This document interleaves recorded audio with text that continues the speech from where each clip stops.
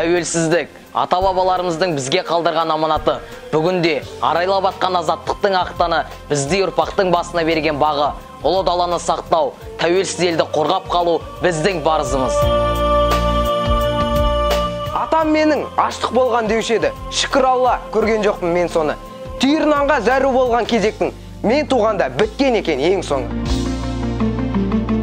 Атам менің соғысталы бесіне, сөйлеуші еді қас дұшпанға өшіге, соғыс қызық екен ғой деп отырам, ұзақ қарап орден толы төсіне. Асқан, атқан қазақтың ерілдарын, сынады атам жаттың беде жылдарын, нағыз байлық деп санады жерінде, әр қазақтың аман есен болғанын. Атам маған мұнын айтты бұрынғы, сонын бірін көрмей өскен буынмын. Назарбаев Нұрсұлтанның тұсында тәуелсіздік алғаннан соң туылдым.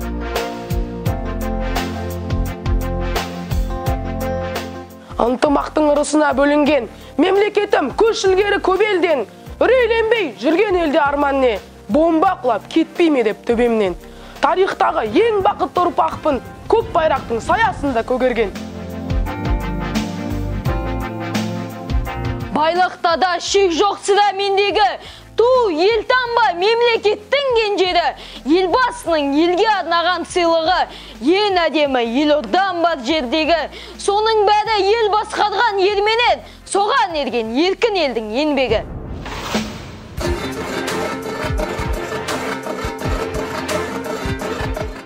Менің елім әлемнің ақбарысы, елбасым бар еркін елдің намысы, тарихтағы ең бақытты ұрпақпын, дүниені дүр сілкінткен дауысы.